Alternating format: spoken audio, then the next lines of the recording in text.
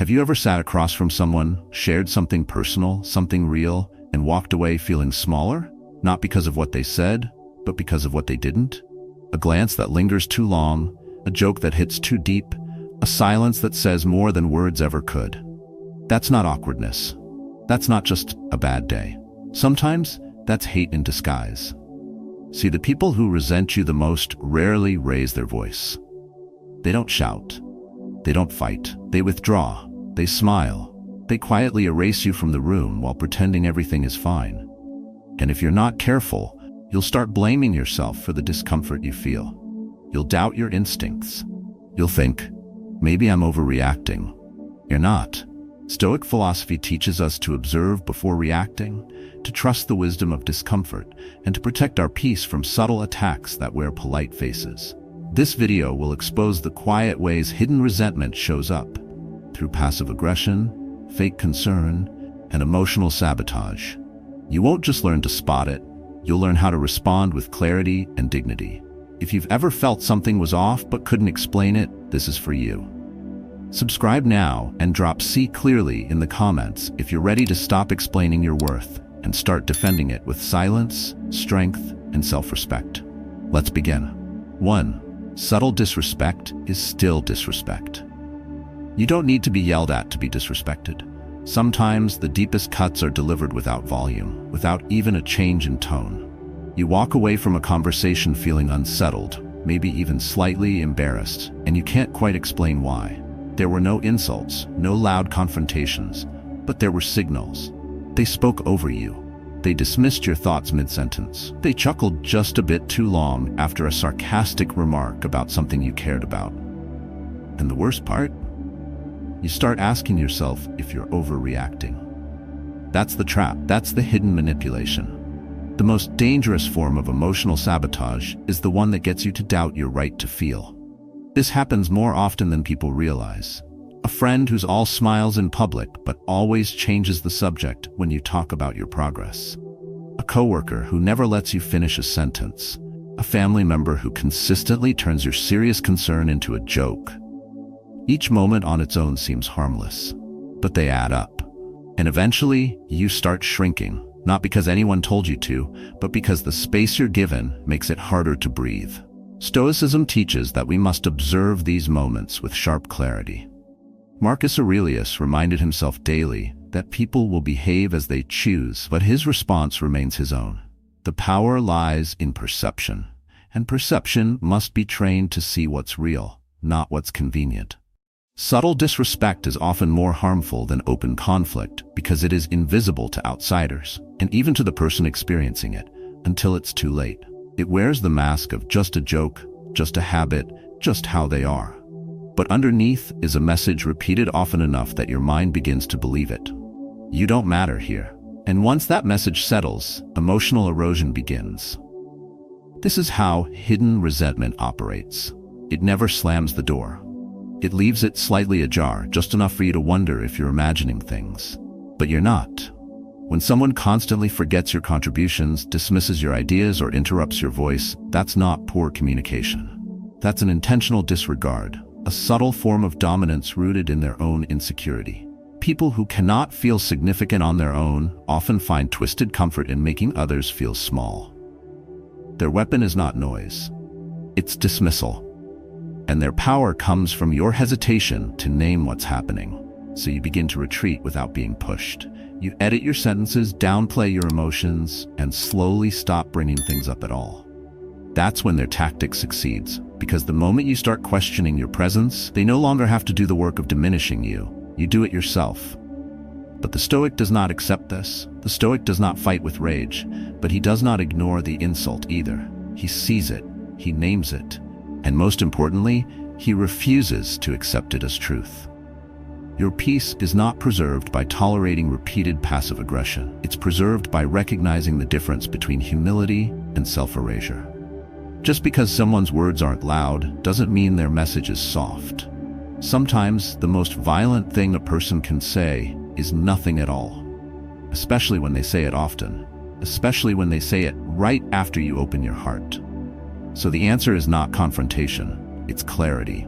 You don't need to yell, you don't need to make a scene, but you do need to stop pretending the tension you feel is all in your head. That feeling, tight in your chest, heavy in your gut, is your wisdom speaking. Don't dismiss it, respect it. Let it guide you. Set boundaries not out of bitterness, but because emotional self-respect is not a luxury, it is a daily discipline. Disrespect that hides behind silence is still disrespect. And if you continue to allow it, it becomes part of your reality. But the moment you name it for what it is, it loses its grip. What they whisper with passive cruelty, you answer with inner strength. Let them speak softly. You walk away louder. 2. Concern can be control in disguise.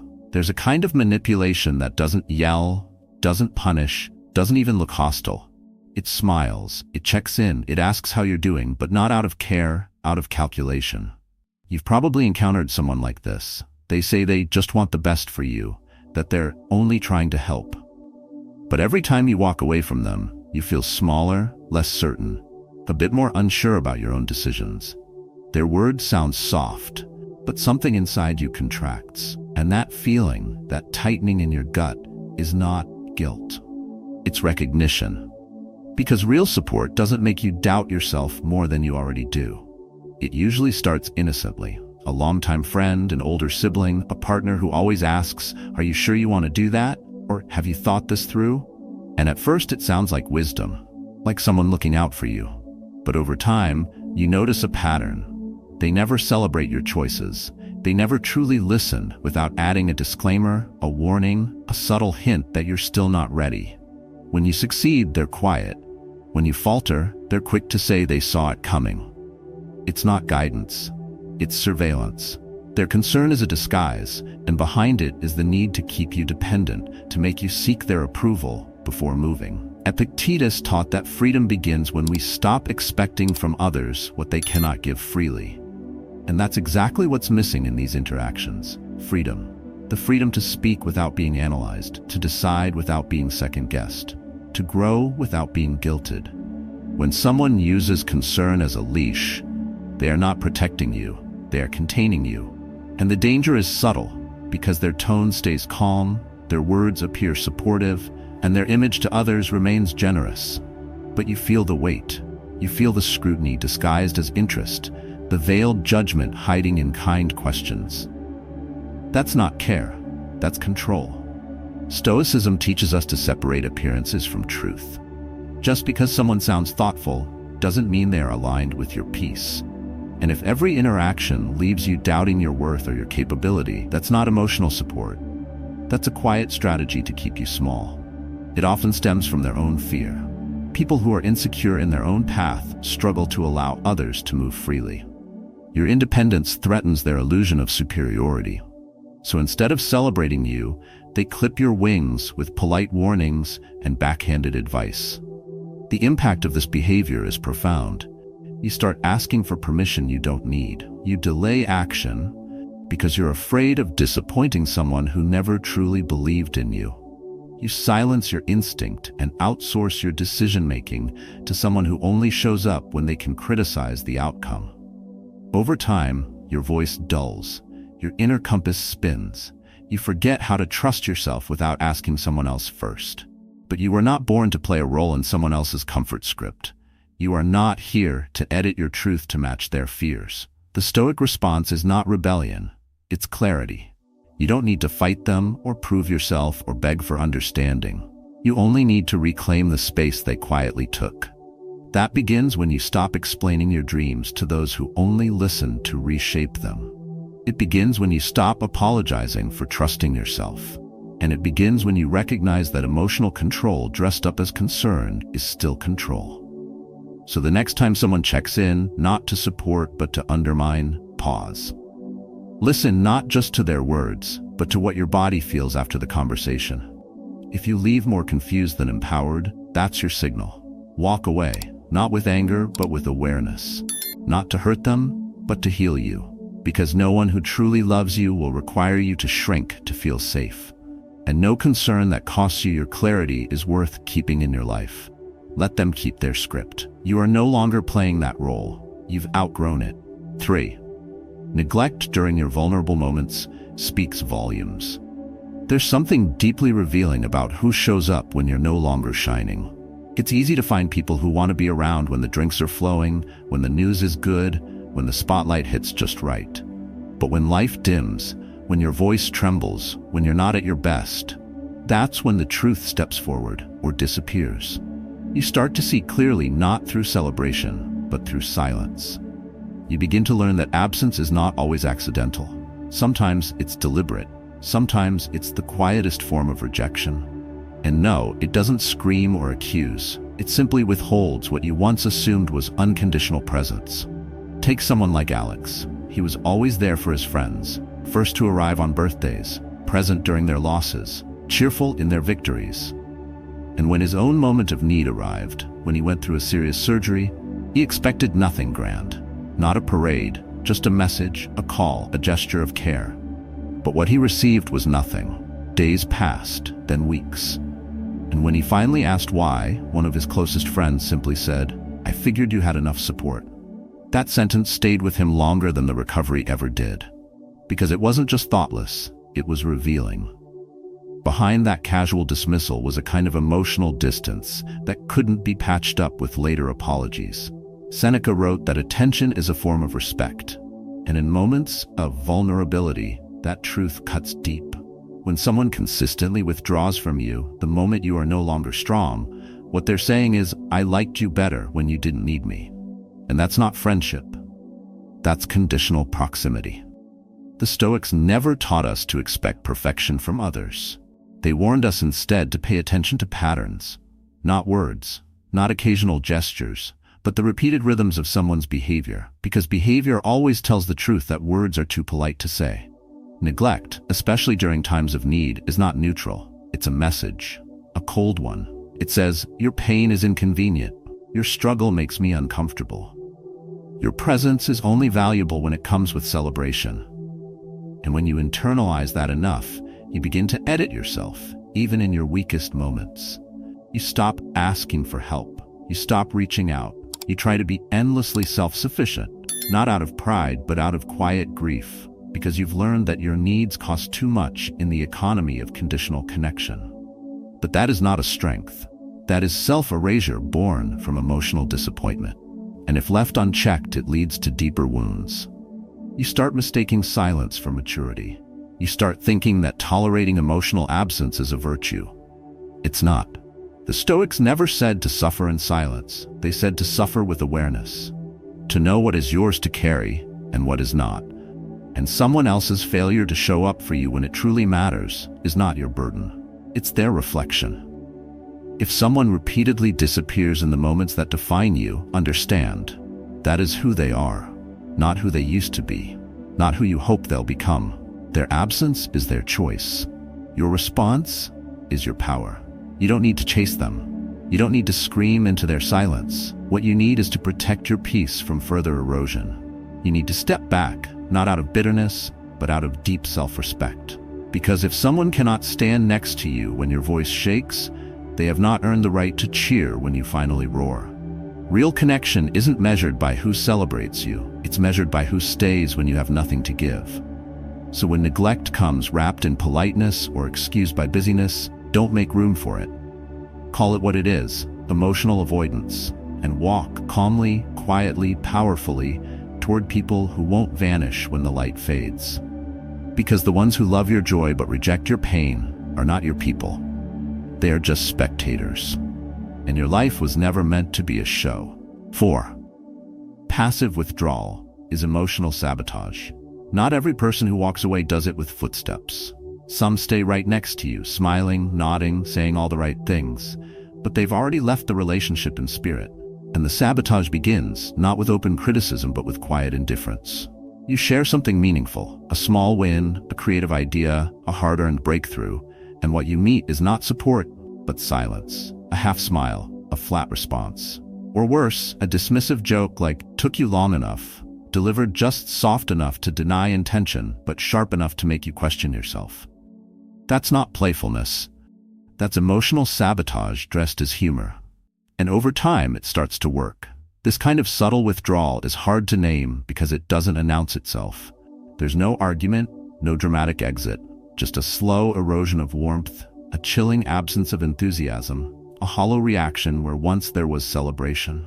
You start to notice that they only show up fully when you're struggling, never when you're rising. They offer sympathy for your wounds, but have no applause for your growth. And the message becomes clear. Your pain is safe, your power is threatening. This isn't just passive behavior.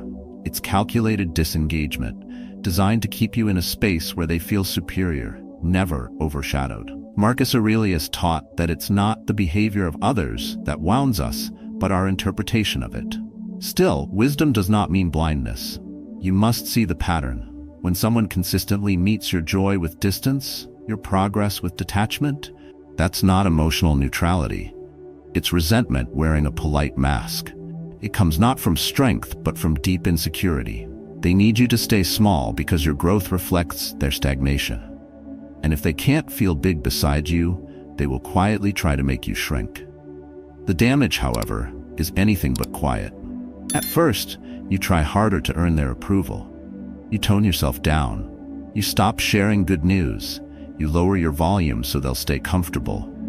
And then you begin to wonder if your accomplishments were ever worth mentioning at all. That's how the sabotage succeeds. It convinces you to do the silencing for them. It convinces you to step back just enough, so they don't have to feel left behind. But Stoic philosophy doesn't ask us to dull our light to make others feel better. It calls us to shine with dignity, regardless of whether we can handle the brightness. True companionship is revealed not in moments of hardship, but in moments of triumph. A real ally doesn't flinch when you grow. They grow with you. And if someone begins to pull away every time you move forward, then what they offered was never support. It was silent competition. Don't let their withdrawal define your direction. Don't adjust your joy to fit into their emotional discomfort. Your growth is not arrogance. Your success is not an attack. It's a natural unfolding of your effort, your discipline, your vision, and no one should make you feel guilty for becoming more. If their approval depends on your suffering, you don't need it. If their affection fades when you thrive, it was never love. It was dependency dressed as care. The Stoic doesn't respond with bitterness. He doesn't chase. He observes. He sees clearly who claps when no one else is watching. He sees who listens when he speaks his dreams aloud. And he pays attention to those who fall silent when he finally steps into his power. Those silences are not harmless. They are confessions. They reveal the envy, the comparison, the quiet need for control. And once seen, they must be met, not with confrontation, but with calm distance. Because you were not made to fit inside the small world someone else built to feel big. You were made to expand, to build, to thrive. Let them fall silent. Let them withdraw. But you keep going. And if your light casts a shadow on someone else's insecurity, that is not your fault to fix. It's their work to do.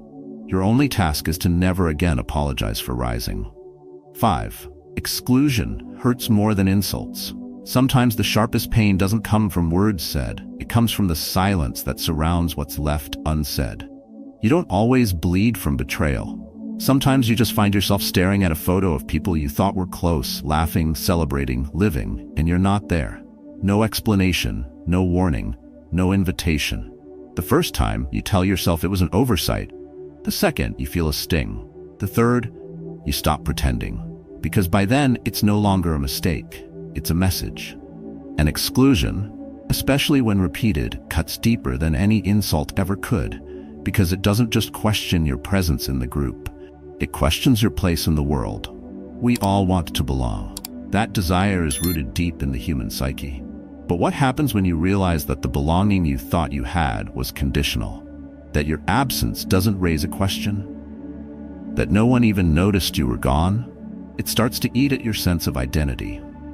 Marcus Aurelius once reflected that while we cherish ourselves more than anyone else, we often care more about others' opinions than our own inner truth. And nowhere is that contradiction more painful than in the quiet sting of being left out, especially by those who once claimed to care. Exclusion isn't always aggressive. It doesn't slam doors. It doesn't confront you directly. It simply removes you quietly, like erasing a line from a page. And because there's no dramatic event to point to, you begin to doubt your own feelings. You think maybe you're being sensitive. Maybe they didn't mean anything by it. but your instincts know better. The discomfort isn't paranoia. It's perception, because people know exactly who they invite and exactly who they leave out. Repeated exclusion is a form of passive aggression. It's a tactic used by those who want to assert emotional dominance without appearing confrontational. It says, without a word, you're not one of us. And the longer you stay silent, the more damage it does. Not just to your trust in them, but to your trust in yourself. You start questioning your worth. You wonder what you did wrong, how you could be more likable, more useful, more whatever it takes to get back in the room. But the Stoic response is not to chase inclusion. It's to return to clarity. Because needing validation from those who actively erase you is a quiet form of self-betrayal. And the longer you tolerate it, the more you disconnect from your own center. You bend to fit into a space that's shrinking around you, and in doing so, you lose the shape of who you are. Exclusion is especially brutal because it preys on the invisible wounds, the ones that don't show, the ones that can't be explained in a single sentence. But Stoicism offers an antidote to that invisible suffering. It doesn't demand you confront the group. It doesn't ask you to make a scene. It simply asks you to observe, calmly, honestly, and choose again. Choose to walk where you are seen, not where you are tolerated. Choose to stand where your presence doesn't require constant justification. The right people don't forget you. They don't need to be reminded to include you. They just do. So when you find yourself on the outside of a circle that used to welcome you, don't beg to be let back in. That door has already spoken. And what it said was this: you were only ever accepted under conditions that served them, not you. Your job is not to knock louder, it's to ask why you ever knocked at all. Because a real connection doesn't require proof. It doesn't need you to be useful. It doesn't expire when your season changes. It stays. Let their silence be their statement. Let your clarity be your answer. And above all, never mistake exclusion for miscommunication when it's been patterned and precise. Walk away, not to make a point, but to preserve your peace. Because you don't need to fight for your place among people who've already decided you don't belong. What you need is to stop making yourself small enough to fit into rooms that can't hold the fullness of who you are. 6. Insecurity-based jokes are not harmless. There's a fine line between humor and humiliation, and the people who cross it often hide behind the phrase, "I was just joking." But when a joke keeps hitting the same nerve, when it targets a vulnerability you once shared in trust, it stops being funny. It becomes a weapon. And what makes it dangerous is how it masquerades as harmless play. You laugh to keep things light, to not look sensitive, to avoid ruining the moment. But deep down, something cracks a little more each time. That kind of joke doesn't build a connection. It erodes dignity. Slowly, quietly, intentionally. Imagine sitting at a dinner table and hearing someone bring up a failure from your past, the kind you confided in them during a private conversation. They laugh, others laugh, and you force a smile because walking out would make it awkward. It's not just the joke that hurts, it's the betrayal embedded in it. They took something fragile and made it public for their own moment of wit. And when you confront it, the response is predictable. You're too sensitive. That phrase is designed to disarm you, to flip the blame, to make you second-guess your own emotional boundaries. Epictetus said it's not the events themselves that disturb us, but the meanings we attach to them. But Stoic wisdom also teaches discernment. And when the same person keeps choosing the same sore spot, it's not accidental, it's strategic. They're not unaware, they're aiming. What they want is control, not connection.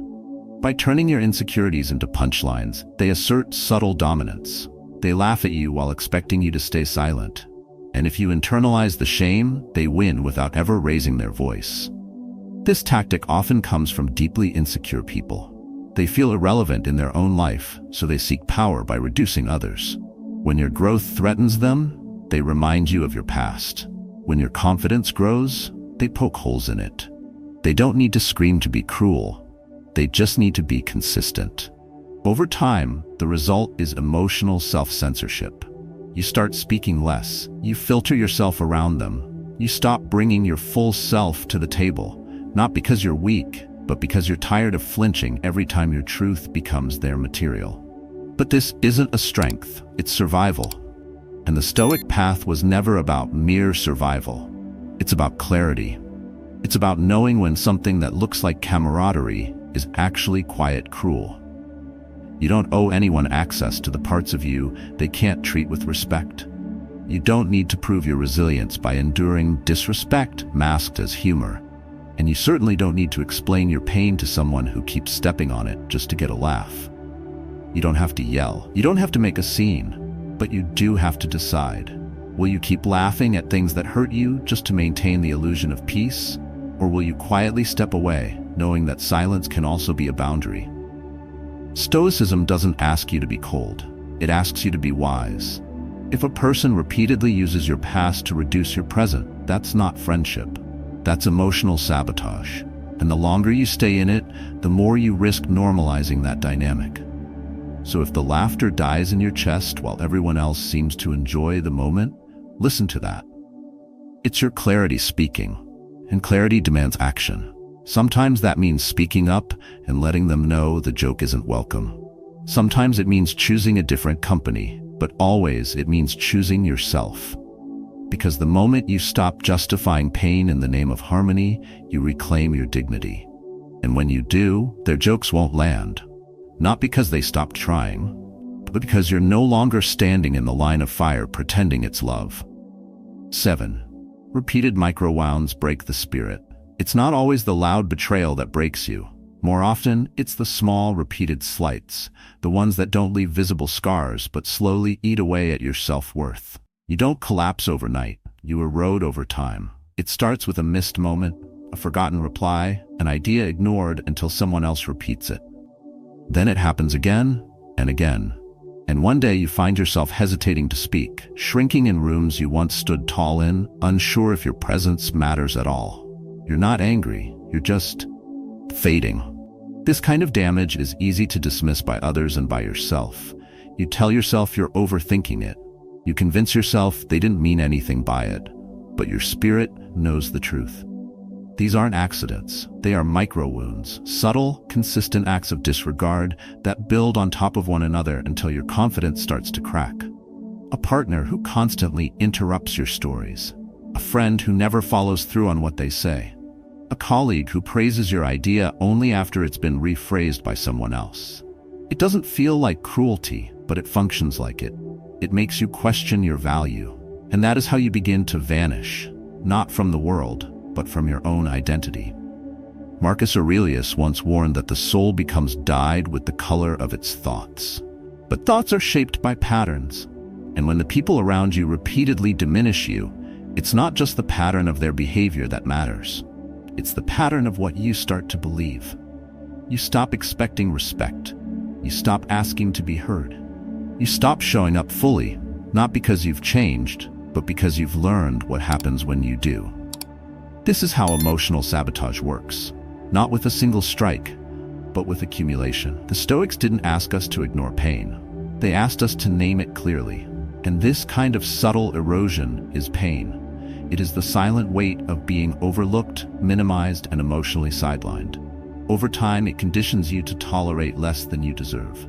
You adapt to the dysfunction, normalize the disrespect, and redefine your boundaries, not by strength, but by what you've been taught to accept. But clarity must interrupt that cycle. You don't need a breakdown to justify a boundary. You don't need one final offense to prove you've had enough. The wisdom is in recognizing the pattern early and refusing to let it rewrite who you are. Because if you stay long enough in any space where you are constantly diminished, the most dangerous thing that happens is not what they do to you. It's what you begin to do to yourself. You dull your voice, you minimize your joy.